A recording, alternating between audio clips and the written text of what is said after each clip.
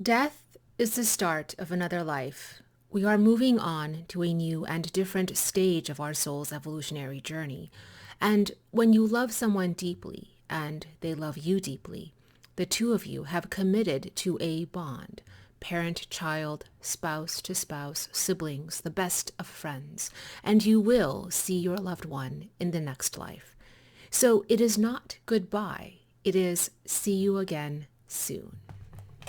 That's my translation excerpted from a lecture given in Kaohsiung, Taiwan in 1999. Often, Asian Americans today find themselves in a position of having to facilitate funerary rites for their Buddhist parents or elders, and when that time comes, they realize they don't fully understand death and dying from a Buddhist perspective.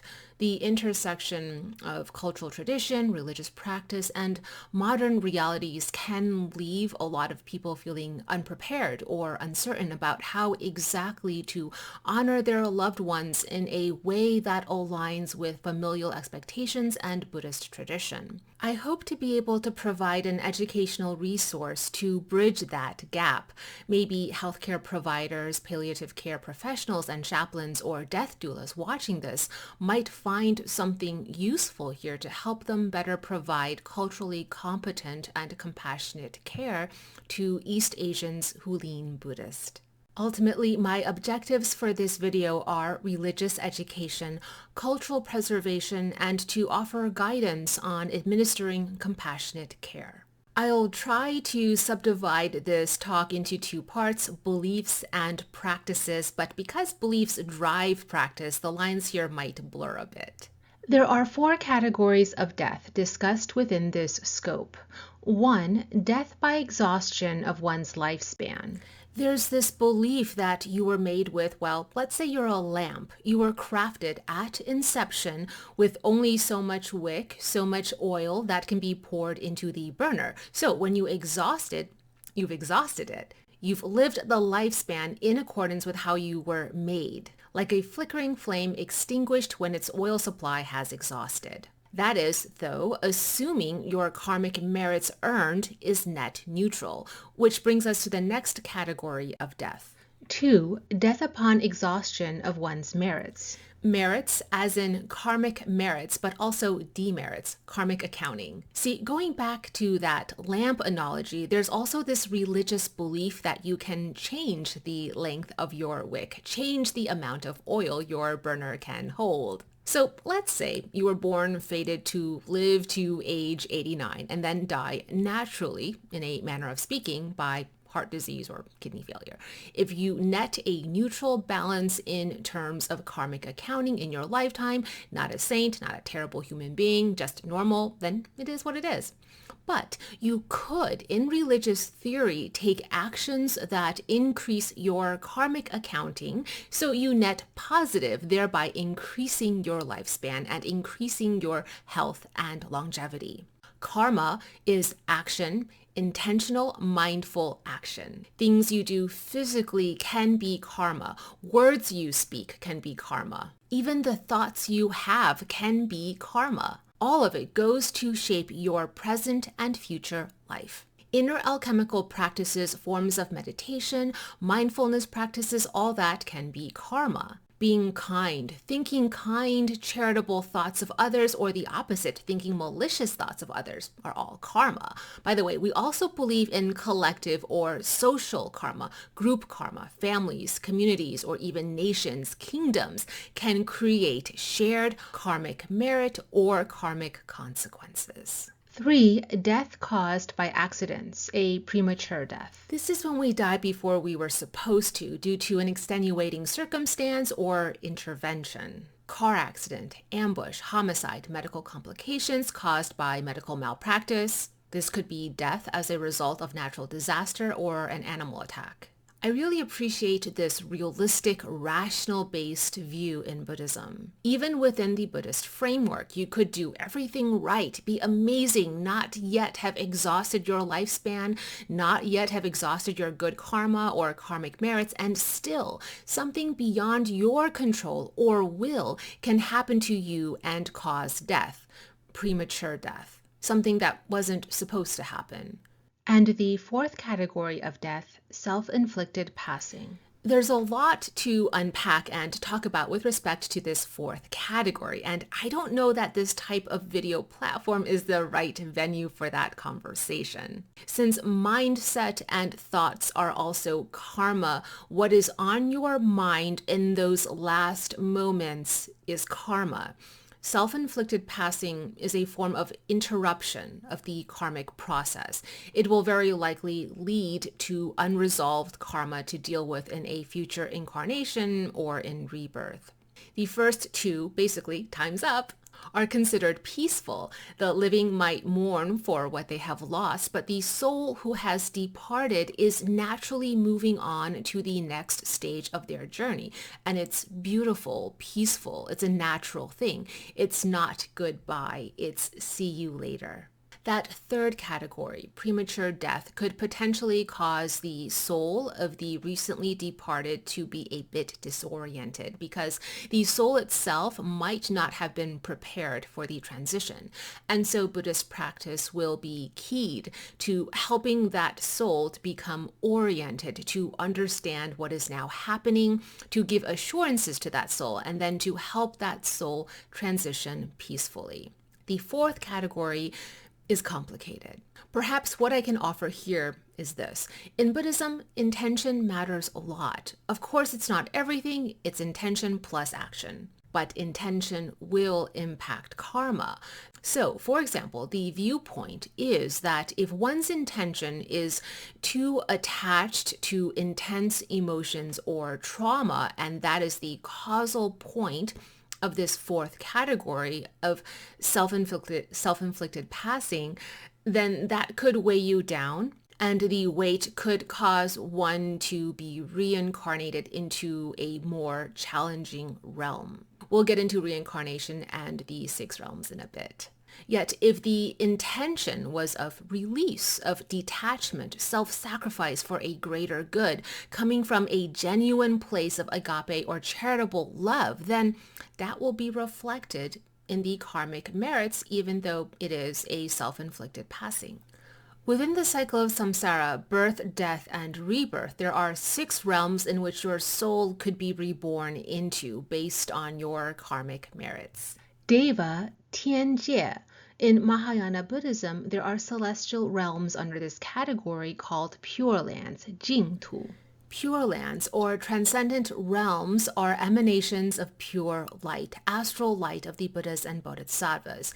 In esoteric Mahayana Buddhism, it's this belief that a Buddha or a Bodhisattva's emanation of light can create a heaven or heaven-like realm that souls can be reborn into.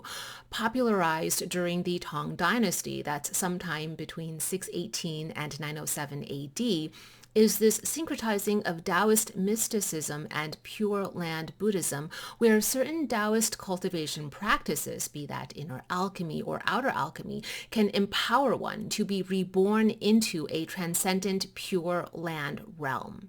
Being born into a Deva realm is like paradise compared to the human realm, but it is not spiritual transcendence. It is a different realm of life and existence, and therefore also has its limitations and challenges. You're still part of the karmic cycle. It's just that you're probably living the good life and you're not experiencing the physical pain and suffering we would otherwise find in the lower realms. Those dwelling here live very long, healthy, and blissful lives, at least in comparison to the human realm. Then there's the Asura, 阿修罗界, human, 人界. 界 means world or realm. The 阿修罗界or Asura realm is super interesting from a Western occult perspective. It's this concept that you've cultivated quite a bit of, say, supernatural, for lack of a better term, power, but maybe from this Buddhist perspective did not live a virtuous, skillful life. Attaining occult or extraordinary mystical powers is still karma, and that karma, viewed as neither positive nor negative, just the karma of attaining mystical powers, means you are reincarnated here. The Asura realm is a mixed merit state. In some ways, it's better than the human realm because there are more pleasures to be experienced as an Asura. However, it can also cause stagnation to your spiritual cultivation and hinder ultimate paths to nirvana. The animal realm, 畜生界. Then there are the 恶鬼, the realm of hungry ghosts, and finally Naraka, or hell, 地狱. This character, yu, means prison, which is fairly evident, I think, from the classical seal script or oracle bone script pictogram. Intention, or will, supported by your acts, your karma, can empower one to choose how you are reborn. Likewise, if one's karmic accounting means after death you've ended up in a less ideal realm, like your soul becoming damned to be a hungry ghost, or heading to a hell realm. Karmic merits can be accrued by loved ones to save that soul and change course. I'm getting ahead of myself into practice, but this is why ad nauseum recitations of Buddhist sutras are part of funerary rites to give a nice chunky load of good karma to the recently departed, just in case.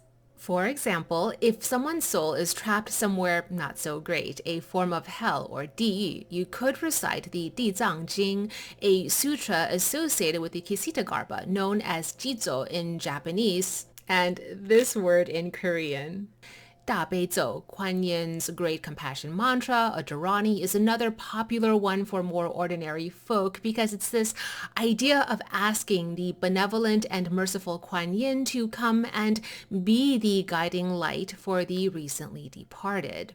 One practice my mother was particularly adept at and known for was being able to journey to certain realms, or at least view certain realms and see that someone had recently passed, was stuck in one of the lower realms, and then be able to advise the living on what to do to help that soul ascend back up to the human realm. Or alternatively, she has the ability to check in on a recently departed soul to confirm that all was going well in terms of the transition process, or even, in fact, if someone's soul has ascended to one of the upper realms. As for whether these 6 realms are symbolic of states of mind that then form one's state of being, or whether these 6 realms are more literal, more in line with what you'd think of when you think of hardline religious beliefs like literal sky gods or literal caves of fire and brimstone deep underground, well, that's for personal contemplation and debate among Buddhists. Also, incarnation into one of these realms is not considered permanent. There is an allotted lifespan for every rebirth into any of these 6 realms, just like your mortal lifespan here in the human realm. The upper realms that we might, for simplicity of communication, associate with heaven isn't really paradise in a Christian sense. It's just a different realm, one where life is a little more comfortable with less physical pain and suffering than the human realm or even the animal realm. Likewise, 地狱 isn't permanent damnation in hell. It's just a place of a lot of pain and suffering, a consequence of choices we made and our karma from the previous life. According to Buddhist belief, when we die, we are still fully cognizant of all that is going on around us. We can hear and sense the sounds, the movements, even intuit the feelings in our environment. During the stage of death, the physical body ceases to function, but our consciousness continues. Before you enter the state of rebirth, your consciousness is in an intermediate being state. As our soul advances in its transition out of the now dying body, we can see the people and the environment around our body through astral sight. Mystics and various occult practitioners who understand astral journeying will have already honed these so-called astral senses and know what it means to see through astral sight, and so on. because they have developed that skill. Whereas here we're saying that everybody, all people will, in their last moments on autopilot, end up seeing around them through their astral sight and take in the world environment through their astral senses. Which is all to say that even if your loved one appears unconscious in those last moments, laying there on a hospital bed, our belief is that they can see and hear everything that's going on in the room. Therefore, it is recommended that you behave or act accordingly. You just assume they can hear you and they can see you. In short, death, according to Buddhists, is a bit like moving from an old house to a new one, or like changing clothes, taking off clothing that is now old and worn out, not as nice and new as it used to be, and getting to receive and put on new clothes to grow into. It is also a form of renewal. This physical body of this incarnation has done what it can for you, and now it's time to move on and move into a new body. It's graduation. It's going somewhere new for totally new experiences. It's scary, but it's also exciting. Our physical bodies, this meat suit you're carrying around, is actually a very, very heavy shell. It's a burden. And in fact, we don't even realize how big of a burden, how heavy it is, until our soul is ready to move on. Death is a form of liberation. We are being liberated of the burden of this heavy shell that we've been carrying. However, let's maintain a balanced perspective. Just as you are more than happy to carry certain burdens on behalf of those you love, because responsibility is love, it's almost like we enjoy carrying around this meat suit because it means we can engage with those we love, engage with what we love. So life in a physical meat suit is good. It's just that transitioning and liberation from the physical meat suit is not necessarily something to treat as tragic and awful. We must have the wisdom and insight to discern when the body is a responsibility we have to continue carrying and when it is the right time for a soul to be set free from this burden. There are three main categories of sensations of death. 1, water overtakes earth. 2, fire overtakes water. And 3, wind overtakes fire. When water overtakes earth, the body experiences a sinking sensation, like a landmass slowly getting submerged by the ocean.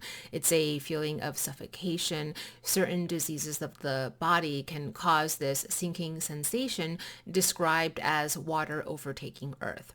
When fire overtakes water, the body experiences a graduating sensation of first being cold and wet, which then gives way to a burning sensation, feeling very hot and parched. This is the great water element being engulfed by the great fire element.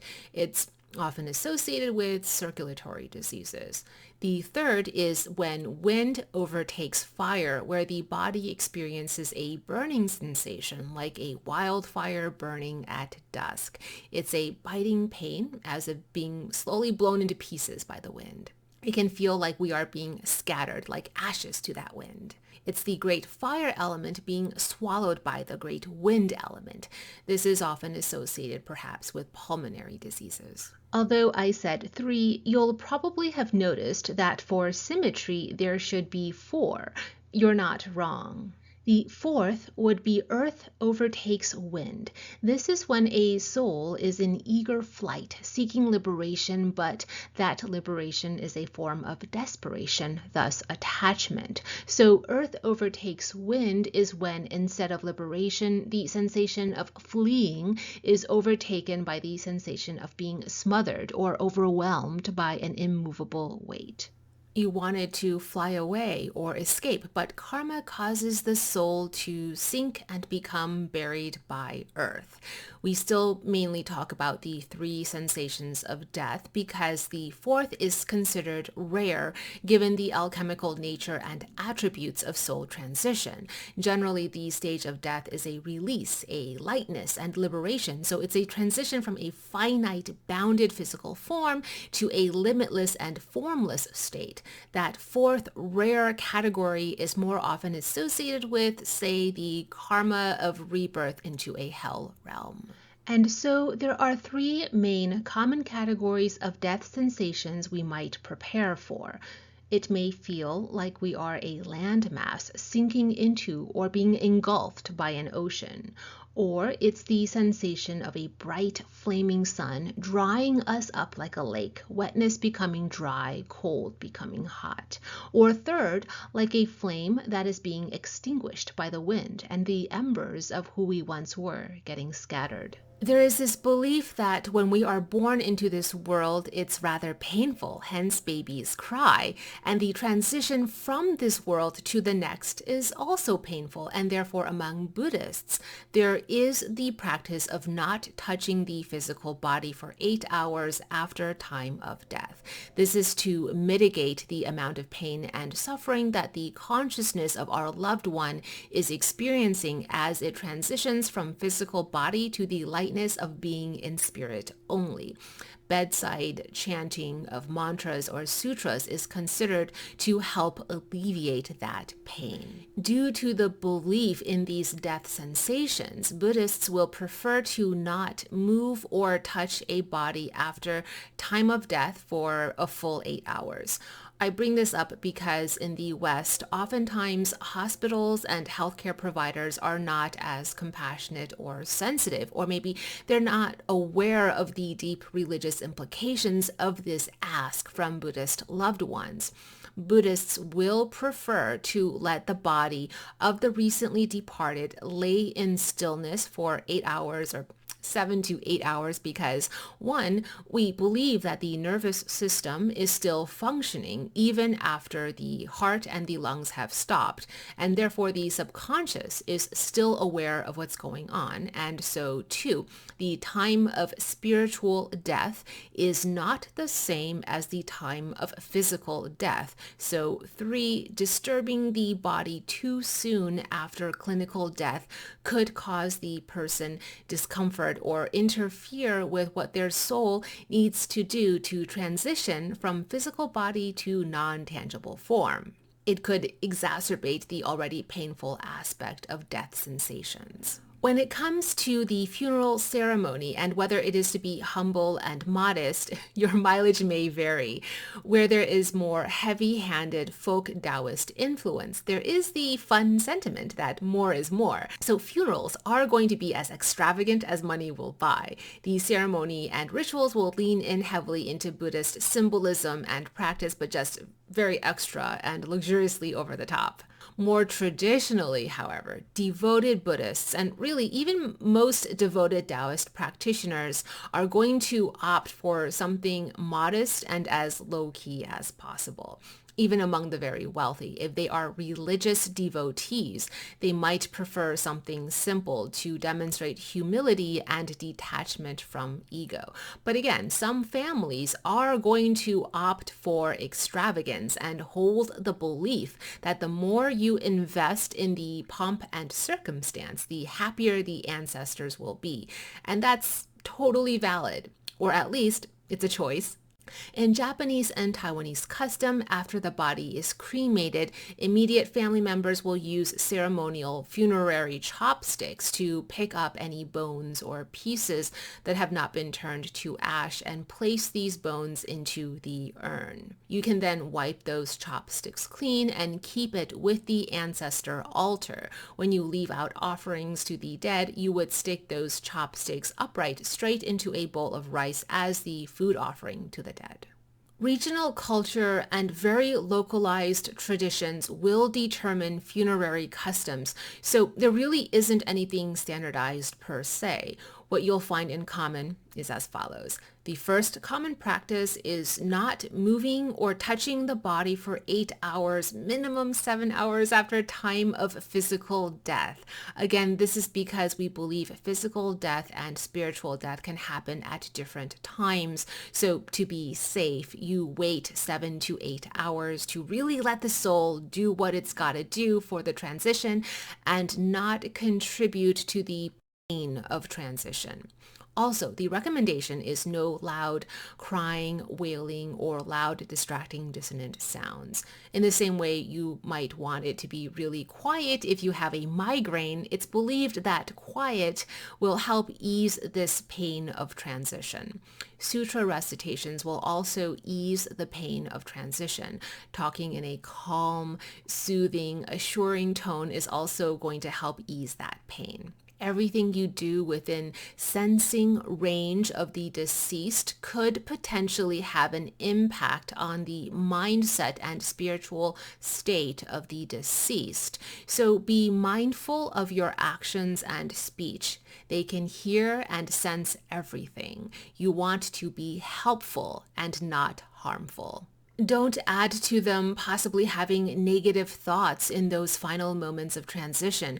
Don't create unnecessary attachments to the mortal world instead of encouraging them to lean into the liberation, to be at peace, to feel the, if you will, love and light. The second common practice is merit making on behalf of the recently departed. You know how you can write a donation check to give to a nonprofit organization in the name of or on behalf of somebody else?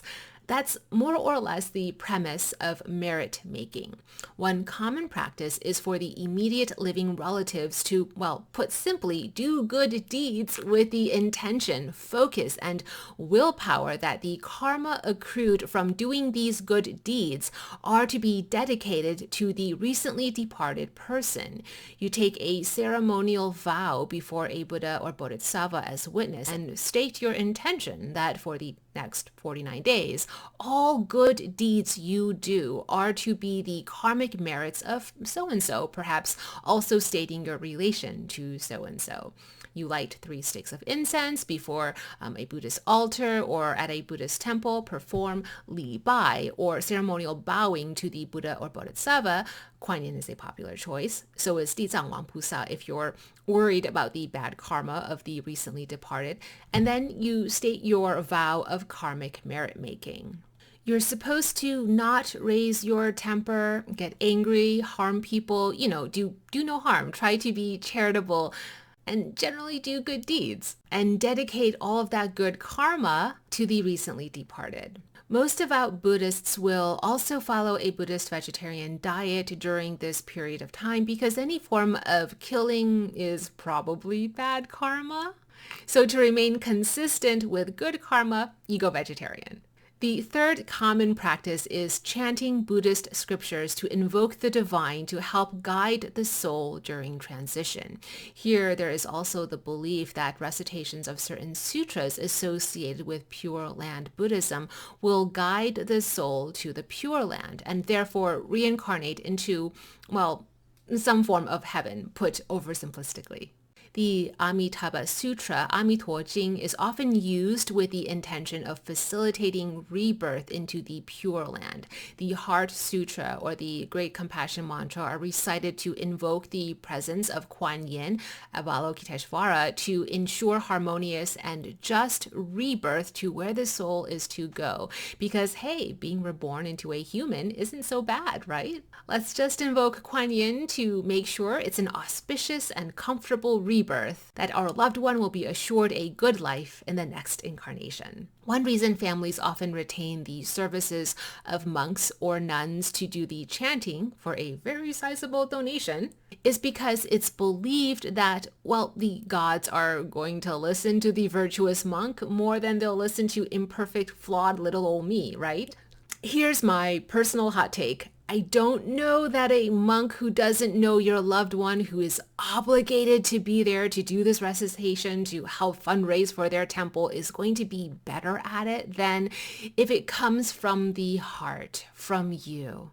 My general words of guidance here is that it's important to do what makes sense for you and for the specific relationship between you and your loved one.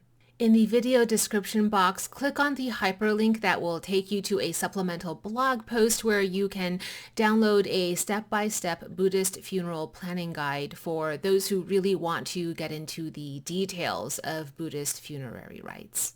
If you know that you are headed out later this evening and it's going to rain, then you're going to make preparations for your outing. Maybe you pack an umbrella or dress accordingly. Don't go crazy with worry and anxiety about the rain to the point where you stop enjoying the day. But also, you know it's going to rain and you know you have to head out that night. So don't be reckless either. If anything, wisdom means that the fact you've prepared for the rain that evening means you can relax and take it easy throughout the day. Death is like that rain. It's not something to fear, but it's also not something to ignore. It's part of a natural cycle, an inevitability that with wisdom we can prepare for with grace. When we do, we free ourselves from the anxieties that grip so many who avoid thinking about death until it's upon them. Buddhism teaches that the way we live shapes the way we die. So make mindful choices every day. Intention matters. Thoughts matter. Cultivate compassion, wisdom, and ethical living in each moment. And as you navigate this life, there's no need to see death as a finality. It's part of our greater journey. By living in preparation for death, we are, in truth, learning how to live well. That, perhaps, is the greatest wisdom of all.